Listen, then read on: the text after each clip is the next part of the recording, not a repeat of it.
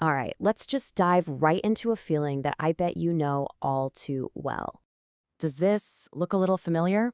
You know, that grand plan you made last night, the one that was full of all that ambition? Or hey, maybe this is your weekly ritual, the fresh start Monday that just kind of fizzles out by Tuesday afternoon. You tell yourself, this time it's going to be different. But it isn't.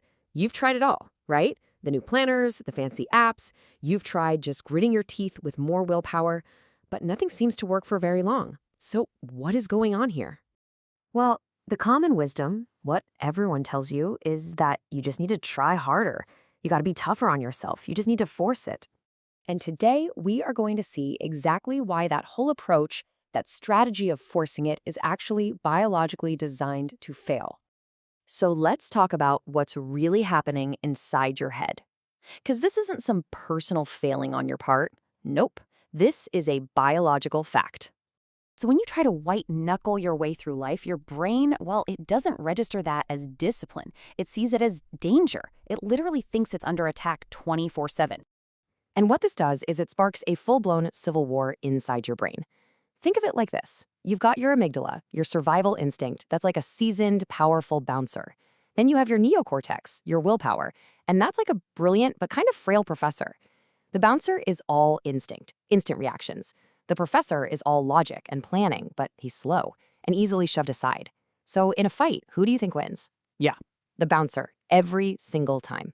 So as this battle is raging inside you, your body just gets flooded with cortisol. You are physically shifting into fight or flight mode over what? An email you're putting off? And here it is. This is the core of the problem. The very part of your brain that you need for planning, for focus, for discipline. It goes completely offline. It's like the general shuts down right when you need him to make a battle plan.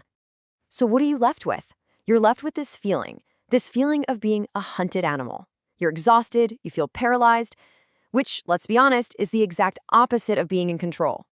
Okay, so if that exhausting, soul-crushing battle isn't real control, then what is? The big shift, the crucial point, is this. You've got to stop trying to wrestle the world outside into submission and start managing the world inside your own head.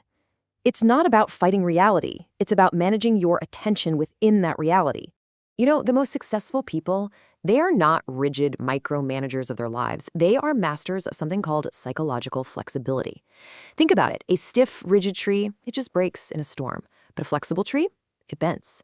They don't fight the chaos. They've just gotten really, really good at choosing their reaction to it. Now, I know what you might be thinking. Win by surrendering? It sounds totally backward. I get it. But let's look at a really powerful real-world example of exactly how this works. So meet psychologist Stephen Hayes. Here's a guy who is an expert on the human mind, yet for years he was completely trapped by his own, suffering from these absolutely debilitating panic attacks. And he did exactly what any of us would do, right? He used all those traditional force methods we've been talking about. He fought the panic. He tried to reason with it. He did everything in his power to push it down and suppress it. So what do you think happened? Predictably, the more he fought, the stronger that panic became. The battle just made his anxiety worse and left him completely drained. Until one day, he's in the middle of a terrifying attack, and he just gave up. Not in an I'm defeated way, but as a conscious choice. He just stopped fighting. And by stopping that war with his own thoughts, he took back the only thing he could ever really control in the first place, the power to choose where he put his attention. He accepted the feeling was there, and in that moment of acceptance, he completely disarmed it. Okay, so let's get practical. Let's look at a simple, really elegant technique you can start using the second this explainer is over. It's called defusion. So when you feel that anxious thought coming on, don't fight it. Step 1, just notice it. Step 2, rephrase it in your head. So instead of, I'm going to fail, you just say to yourself, I'm noticing I'm having the thought that I'm going to fail. It seems small, but this creates this tiny little gap between you and the thought. And in that gap, well, that's where all your power is. This is the fundamental shift right here. You stop identifying with the thought and you start observing it. You're not the storm. You're the sky that the storm is passing through. So here's the big takeaway. Real control, it isn't about forcing an outcome. It's about choosing your focus. So the question for you is, what thought are you going to simply notice today instead of fight?